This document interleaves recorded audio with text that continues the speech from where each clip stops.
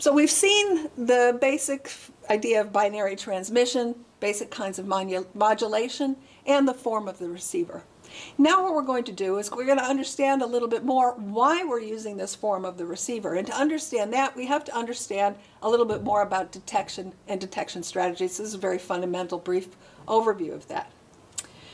So we talked about a test statistic. And in the test statistic, that was the part that came from the signal.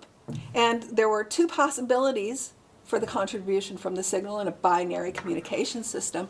So A0 of capital T, remember, was the convolution of the waveform associated with the logical 0 sampled at the time t, and similarly A1 of capital T is the version for the logical 1.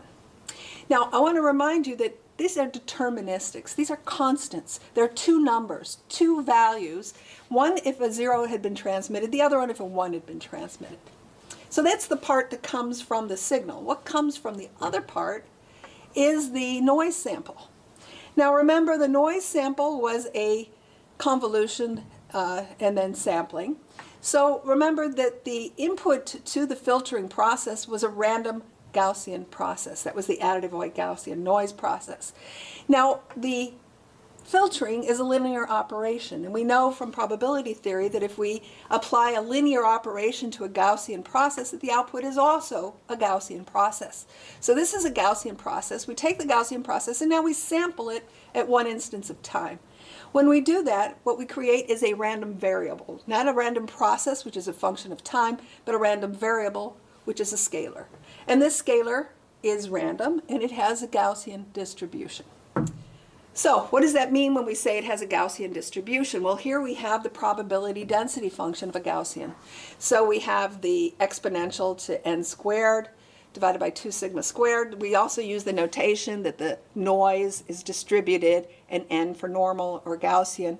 And here we have two parameters that define, that specify the probability density function. The first one is the mean, and the second one is the variance. So an additive white Gaussian noise process is 0 mean. So through our linear manipulations, it remains 0 mean. And we use sigma squared to represent the noise and its power. How powerful is the noise? So now we can look back at our test statistic. Now that we know the distribution, the probability density function of the noise, we can look at what is the probability density function of our test statistics, because this is what we're going to need to develop our strategy and to quantify our performance. So we recall that we have here a Gaussian random variable, and we have here a constant that we're adding to it. And what this does is it's simply going to shift the mean of the Gaussian distribution. So now we know that the test statistic is also Gaussian, but instead of being 0 mean, it could have one of two means. If it has been a 0 transmitted, it will have the mean A0. If it's had the 1 transmitted, it'll have a mean of A1. So now we're getting to understand, why are we using this to test, to make our decision? It's because the mean will be shifted depending on what has been transmitted. So I said that we need this for our detection strategy, but we're also going to need it in order to evaluate performance. So I just want to introduce a couple definitions that we'll be seeing more and more as we get into the performance of these systems. And this is using, first of all, we'll talk about the error function, or 𝑒𝑟𝑓. This is defined here mathematically, and it's based on a Gaussian distribution, which we recognize by the argument squared and the square root of pi. So it looks very much like a Gaussian distribution. So in essence, it's the probability of falling in a certain range. Here's the range 0 to x. We can also define what's called as the complementary error function, or the 𝑒𝑟𝑓𝑐. And 𝑒𝑟𝑓�c is just 1 minus the 𝑒𝑟𝑓. And now our interpretation is that this is the tail of the distribution. So it's the probability that our random value will fall outside of some range, from x to infinity. And this is often the probability of errors related to this. So one other quantity we use is called the Gaussian Q-function. And It's one that we see more in communications, whereas these have very general use. It's often these that we see programmed into different programming languages, but it's often this that we see in our analysis of communication systems. So now I'd like to talk about detection strategy. I said that we have learned that we have this test statistic, and we realize that it has a Gaussian distribution and that the mean is shifted depending on what has been transmitted. So now we can formulate a strategy. Given this knowledge of what's going on with the test statistic, how will we make our decision? So the detection strategy that we use most often or very often, is called maximum likelihood. Maximum likelihood strategy means I'm going to choose I, remember the index for this transmitted symbol, such that this conditional distribution is maximized. And this conditional distribution we call likelihood. That's why we call this maximum likelihood. So this is the distribution of Z, the test statistics, given that we know what was transmitted. If it's a 0 transmitted, I know that this is going to be shifted left. I mean, it's A0, which is typically taken to be on the left. And then if it's a 1 that was transmitted, A1 is going to be more to the right, so the mean is shifting. Okay, so if I want to write this strategy that I wrote in words here in a mathematical formula, I would say that we are choosing which S of I, which I, such that we maximize over all of them. In this case, there's 2 values, and that we pick the one that maximizes it. So that's what we get here. So just another way, mathematical formulation. I want to mention that there's actually another strategy which we can see often as well, and that is called the maximum a posteriori probability. So here, maximum likelihood, the acronym ML, and another one that I want to mention is called MAP, the maximum a posteriori. So the difference between likelihood, which is an expression we have here, and a posteriori probability is a factor called the a priori probability.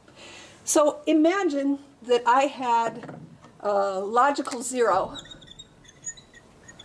and I asked, what's the probability that I'm setting a logical 0? And suppose that that happened to be 10 times the probability of a logical 1.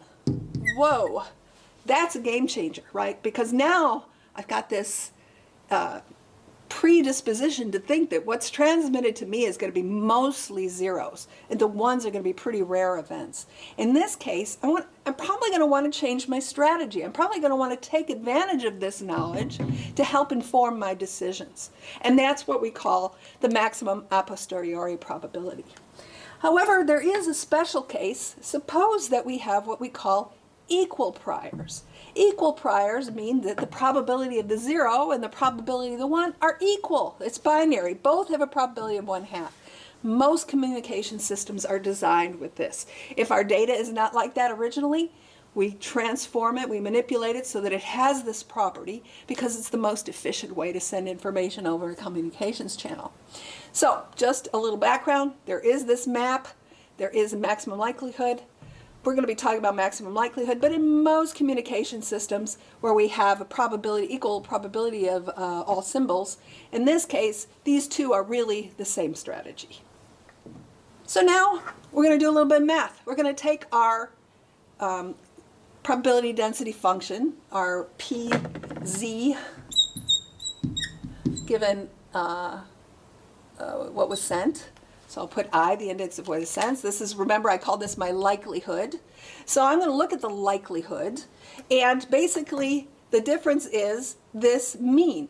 So I take the density function, probability density function, which has a Gaussian, and one of them has a mean of A1, the other one has a mean of A2. And I want to know which was bigger. So here I'm going to say I want to know, choose one if. I'm going to choose one if this probability is larger than 1. The probability with the 1 sent is larger than the likelihood with the 0 sent. Of course, there's a 1 over the square root of 2 pi, but it's the same in both cases, so that's been removed.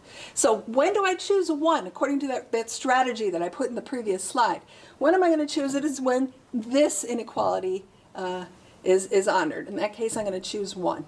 Okay, so we have an exponential, but I know that if I take the logarithm is a monotonic function, that it won't change the sense of the inequality, so I can just look at the exponents. Okay, so I want this negative exponent to be greater than that negative exponent. Oh, well, that's the equivalent of saying I want this one, because I have the negative sign, I'm going to flip the inequality, and of course the 2 sigma squared is the same in both. So now I want this squared quantity to be less than that squared quantity. In this case, I'm going to choose A1. What's interesting is this is a distance. It's a distance metric. So basically I'm saying if Z, the received statistic, is closer to the mean A1, then I'm going to choose 1. So that makes like intuitive sense. I got some statistic. I know that there's 2 different means. If it's closer to this mean, I'm going to choose that one. Very, very intuitive. Another way we can say is, if I want it to be closer to it, instead of actually having to calculate how far away is it, well, it's really easy. I can set up a midpoint. I take the 2 means, I set the midpoint, and I said, you know, if it's to the right of the midpoint, choose this one. If it's to the left of the midpoint, choose that one. This is where we get our threshold test. So our threshold test is basically coming back to this strategy. So now we understand, we've sort of closed the loop now. I showed you before what the linear sampling receiver did, and now I'm showing you why we do it that way. So now I'm going to repeat myself, and I'm going to do it with some graphical illustrations. So here is a probability density function, a likelihood. The likelihood in this case is conditioned on a 0 having been sent. Conditioned on a 0 having been sent, the mean of the Gaussian distribution is over here at A0.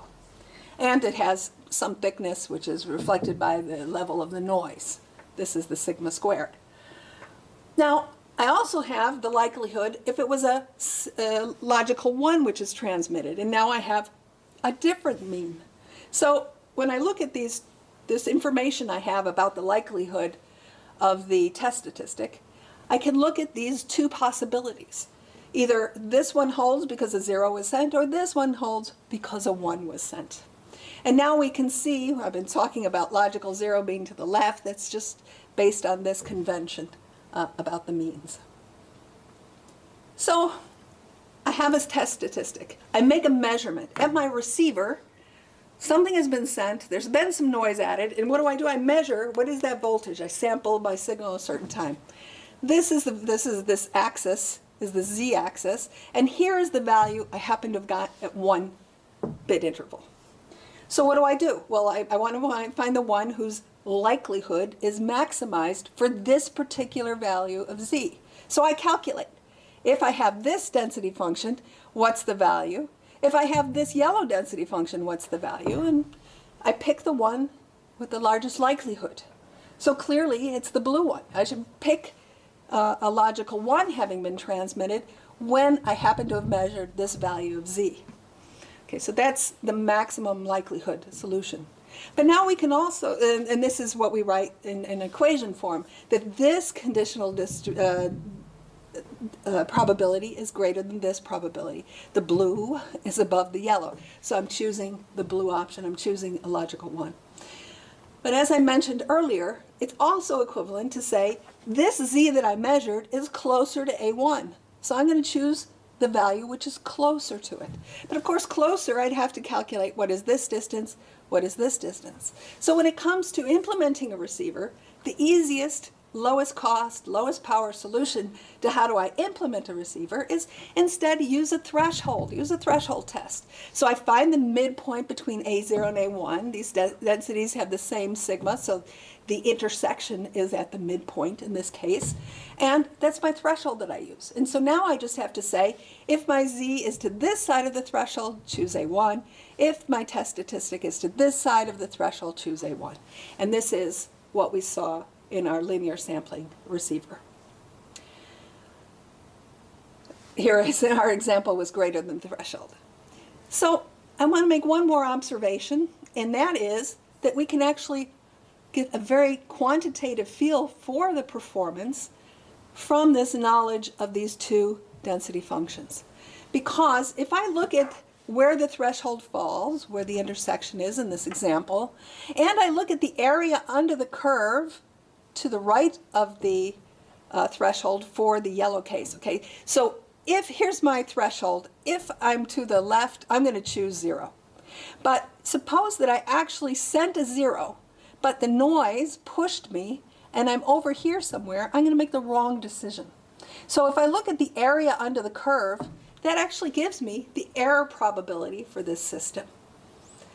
So again, now we can get back to why I introduced this function of the complementary error function, because we can see that it's calculating the integral from this intersection point to infinity, and that gives us the probability of error for this system.